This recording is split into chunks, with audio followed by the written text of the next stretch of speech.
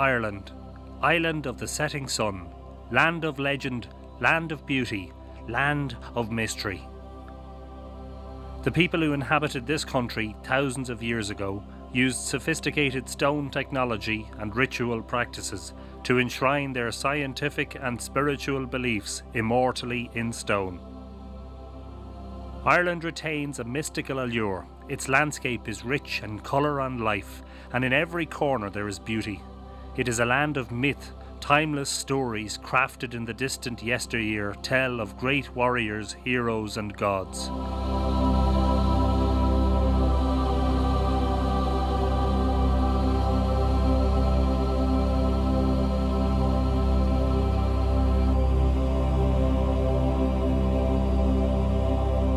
The achievements of its ancient inhabitants remain shrouded in mystery, but their monuments and myths endure. Within the borders of Ireland are some of the grandest and oldest monuments in Europe. It is a truly monumental landscape. In recent times, much has been revealed about the sophistication of the prehistoric peoples of Ireland. Evidence shows that they were much more advanced and developed than had previously been believed, and the scale of their achievements was massive. Exciting and profound new discoveries have been made, some by ordinary writers and researchers. This is the story of one such amazing revelation.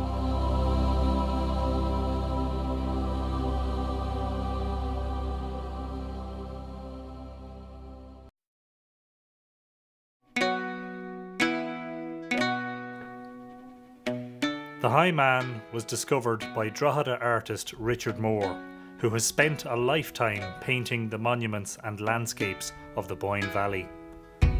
Richard is fascinated by Ireland's ancient history and has long held a vigorous interest in the Stone Age heritage of the Boyne. Being just 10 minutes drive from his home in Drogheda, sites such as Knowth and Newgrange have featured in dozens of his paintings. I was trying to find my way to Kildamach, and the roads around Kildamach and Ardee seemed to look like a head shape, a very good profile of a head. And when I noticed this, I remembered that Amergin was called Amergin of the Bright Knee back in Drogheda, so I was thinking knee, head. Too much of a coincidence. So as a result of that, myself and Anthony started to look into this figure on the roads a lot more.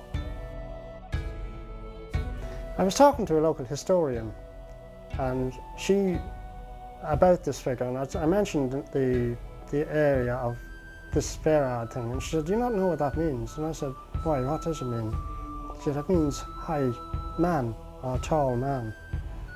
And I said, "Wow," because the figure was actually bounded, that whole area that we call the High Man is bounded by the rivers, the Dee and the Boyne.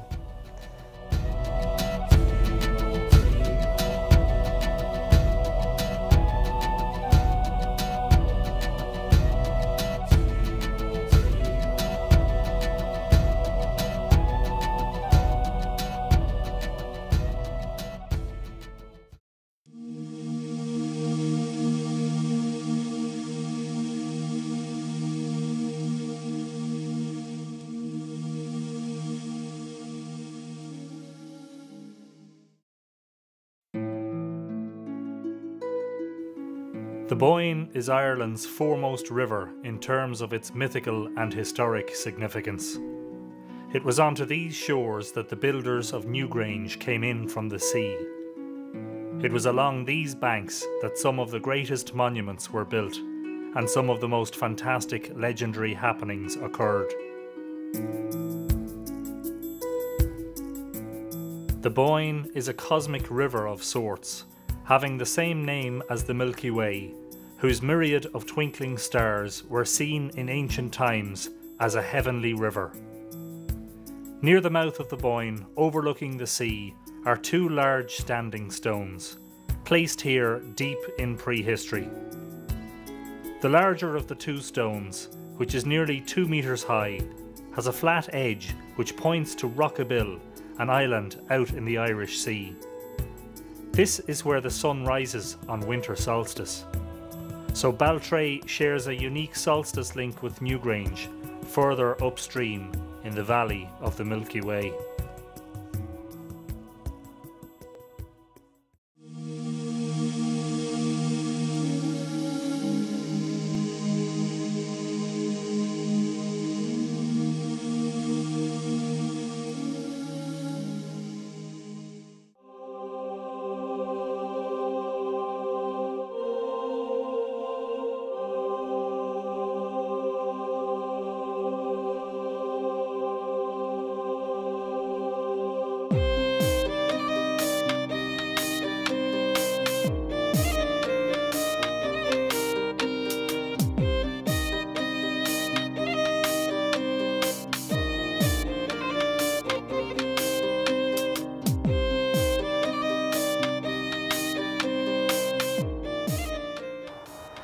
Millmount occupies a spectacular position overlooking the Boyne River and the ancient town of Drogheda. Folklore has it that the mound of Millmount is at least as old as Newgrange, and that it is the burial place of Amergin, leader of the Milesians, who came to Ireland in prehistory to take it from the Tuatha De Danann. The Milesians landed in the Boyne estuary. It was here that Amergin put his foot on the shore and chanted his famous lines. Who but I knows the place where the sun sets? Who but I knows the ages of the moon? What land is better than this island of the setting sun? Amergin's nickname was Gluingal, which means bright knee. It is significant that Millmount marks the position of a star known today as Rigel, the bright knee of Orion.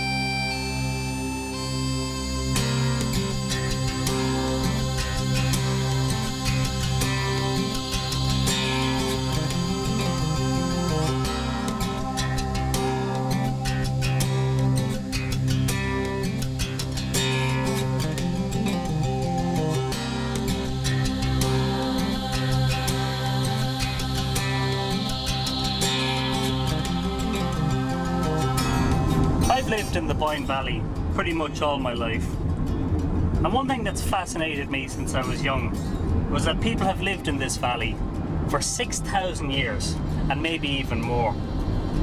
And the evidence would show that from the very earliest times in this valley there was a scientifically adept community of people who enshrined their science and their spiritual beliefs monumentally in stone.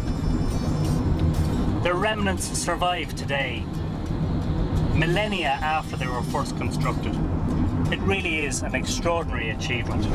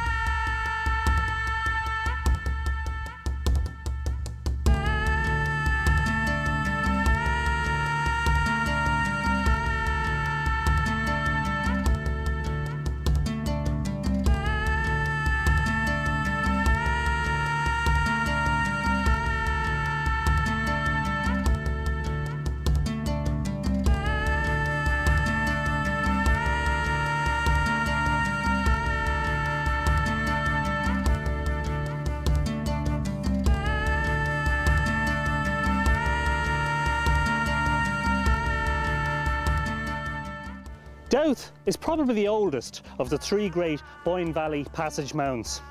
Although it looks like a seemingly thrown together mix of stones and earth, it is in fact a complicated astronomical observatory. The legend of Doubt says that it was built on the command of the King of Ireland, whose name was Bressel. Bressel brought all the men of the country here to build him a tower from which he could pass to heaven. In order for the task to be completed in one day, the king's sister worked a magic spell on the sun to stay its course in heaven. But the two committed incest, and there was a sudden darkness which descended upon the place. The men of Ireland departed, having pledged only to work for one day on the task. And the legend says that afterwards, forevermore, the place would be called Duad, darkness.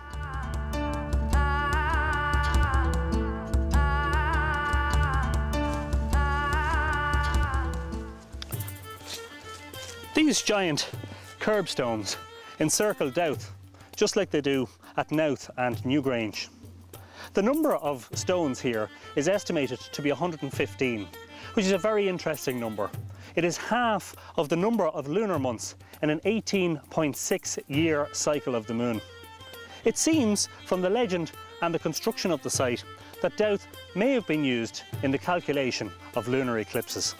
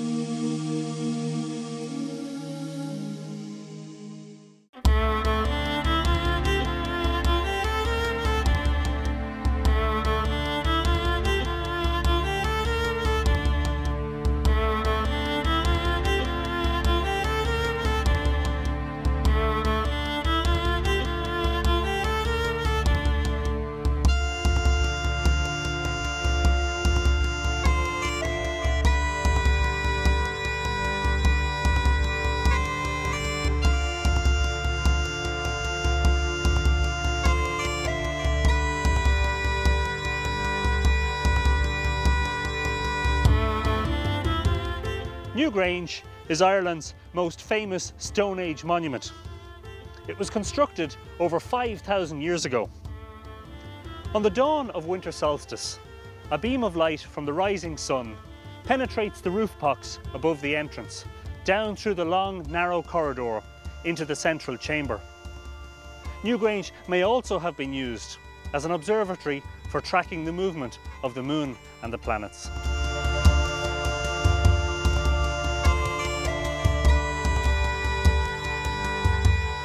Legend says that the Tuatha De Danann chief Lugh, who gives his name to County Louth, where most of the high man figure is located, appeared at Newgrange in a dream to Dectana. Thus, the child Setanta was conceived. Setanta later became Cuchulainn, the supreme champion of Irish mythology. Cuchulainn's territory is that of the high man, Muirhevna Plain, stretching from the Boyne River in the south to the Castletown River in the north. Cuchulainn was described as a huge high hero, and many passages in the Táin appear to identify him with that most illustrious of constellations, Orion.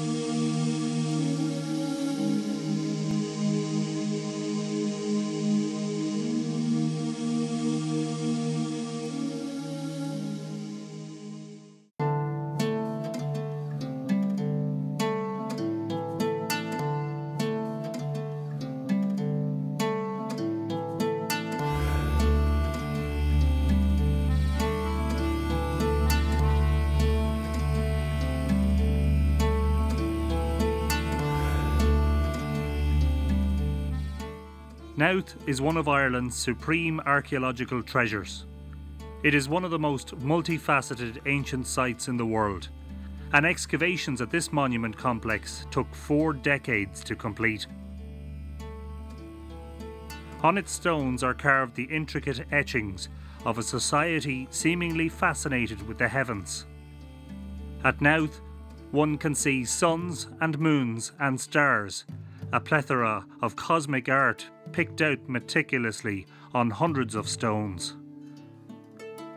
Knowth has 2 deep stone corridors. One, like Newgrange, opens into a cruciform chamber. Both would have accepted light from rising and setting suns at important times in the year, which coincide with the apparently complicated lunar cycles. The number of curbstones at Knowth is important too. 127 stones multiplied by 2 might make the 254 sidereal lunar months in a 19-year metonic cycle of the moon. Again, there is a complex cosmology underlying its apparently simplistic design.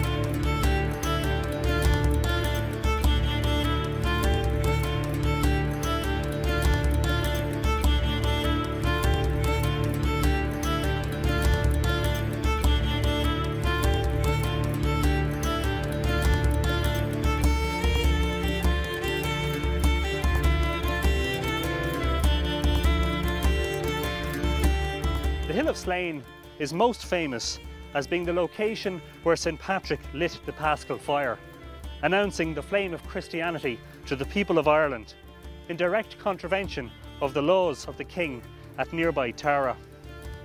Woven into St. Patrick's story is significant cosmic mythology. He comes from the east as a spiritual warrior and follows an equinox line towards Croagh Patrick in the west, where he battles with the demons and the snakes. Is St. Patrick also the High Man?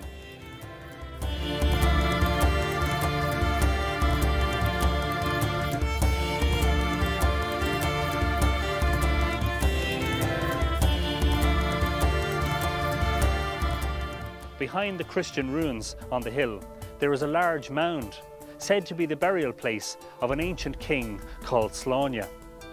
This is probably another passage tomb, like Newgrange, Knowth and Dowth, which are visible in the valley below.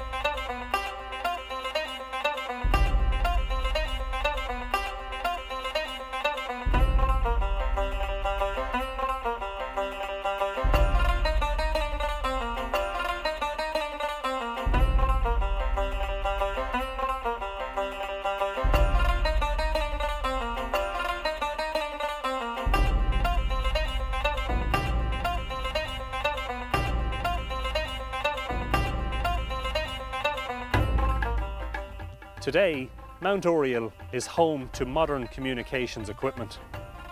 In ancient times, many monuments were built on hilltops, as if the culture that built them was trying to reach towards the heavens. Perhaps they too used hilltops for communication. A fire here on Mount Oriel could be seen as far away as the hill of Tara to the south, or Granard to the west, and Slieve Gullion to the north. Mount Oriel is the location of a cluster of barrows. These ancient monuments form part of a very special alignment, which starts at St. Bridget's birthplace at Fohart in North Louth and runs through Mount Oriel and the hills of Slane and Tara and on towards the Curragh, the plain located near where St. Bridget founded her monastery.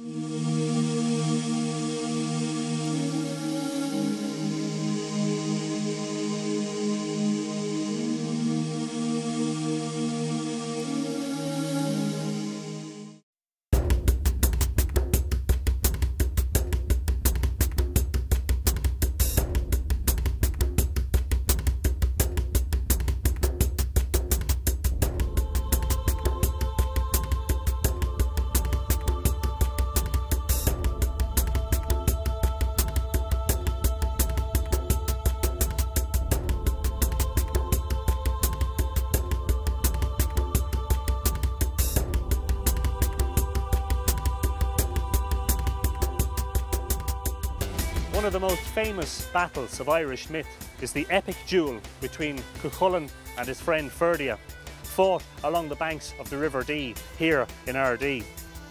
The fight lasted for 3 days before Cuchulainn finally vanquished his foe. Cuchulainn was famed for fighting in ford water, often using his magical spear, the Gay Bulga, to bring death to his enemy.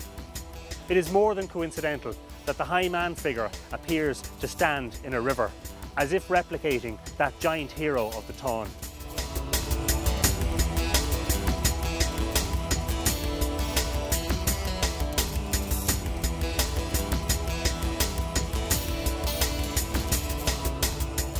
Ardee takes its name from Á Ferdia, the ford of Ferdia, after the slain hero, and the tragedy of the Táin, in which the two sworn brothers are forced to fight to the death.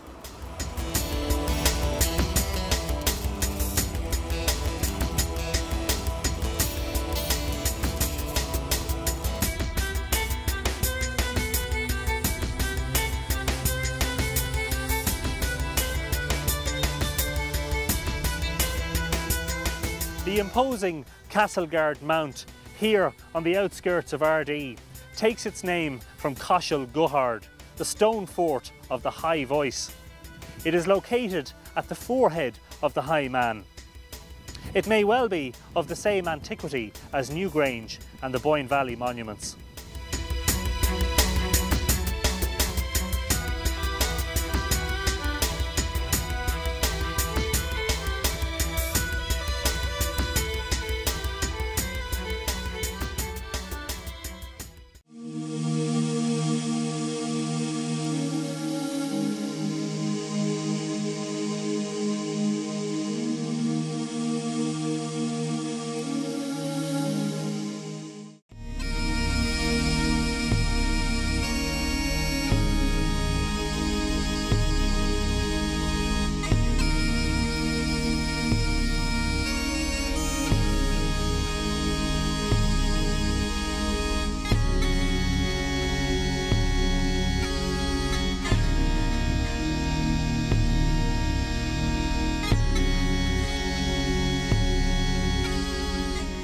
You may not even be able to see it from here, but up there at the edge of that hayfield is Garrett's Fort.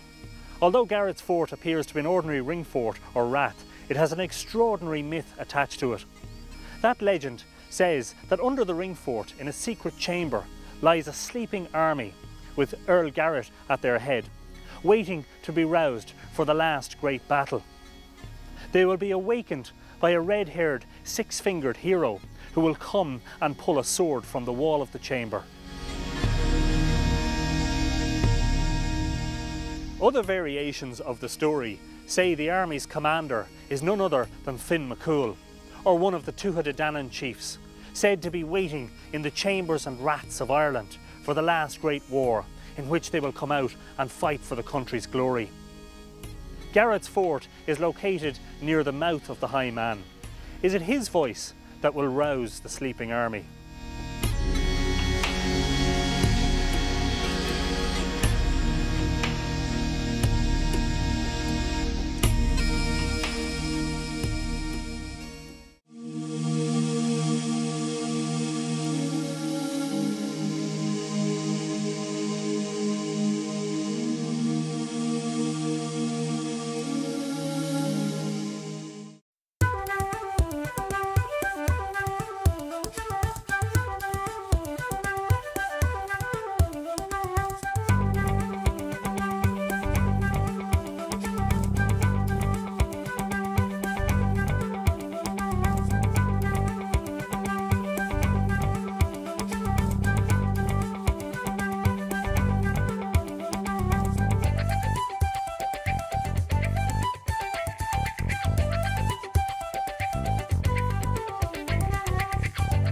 The so-called Jumping Church of Kildamock takes its name from this, a wall of stone said to have jumped from its foundations. As you can see, the wall leans quite considerably. Folklore has it that it was blown off its foundations during a storm. Another variation of the legend says that an unbaptized soldier was buried within the walls of the church and that this wall moved so that his grave would be without.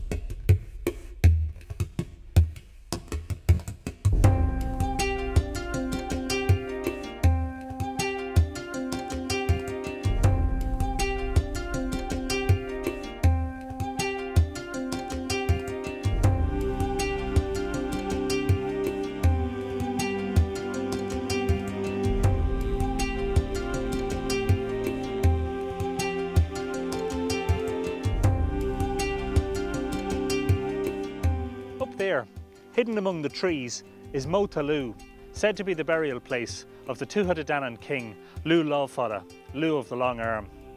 Its position above the High Man figure marks the spot where the sun, moon and planets cross the ford of the Milky Way. Lugh gives his name to County Louth, where much of the High Man figure is located. Lugh's father was Cian, who, in one of the tragic tales of Irish myth, was killed by the sons of Tuireann on Merhevna Plain.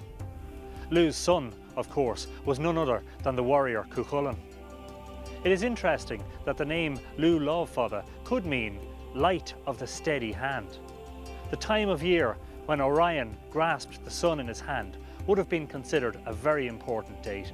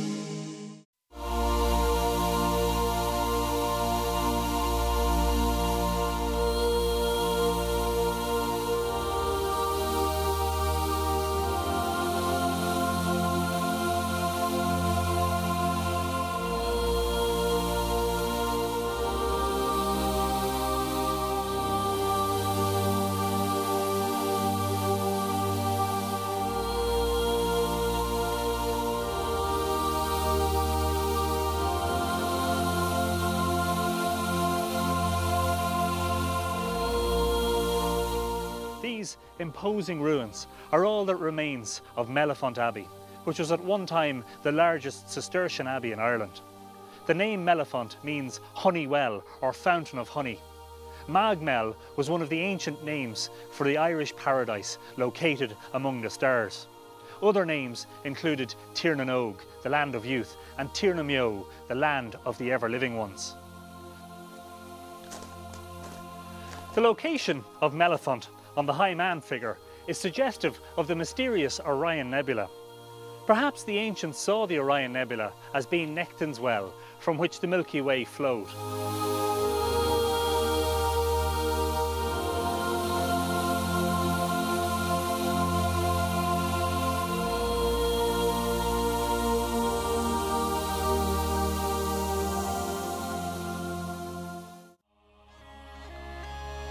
And so our fascinating journey through these ancient sites comes to an end. We're unsure of the meaning of the High Man, but its reappearance comes at an interesting time, coinciding with Orion grasping the sun on summer solstice, the longest day of the year. We hope that the High Man mystery will encourage a greater awareness of our heritage, and the fact that every site, however insignificant it seems, may play a role in a much grander scheme. After all, these sites have lasted for hundreds and in some cases thousands of years. We should cherish them enormously so that future generations can enjoy them as we have done.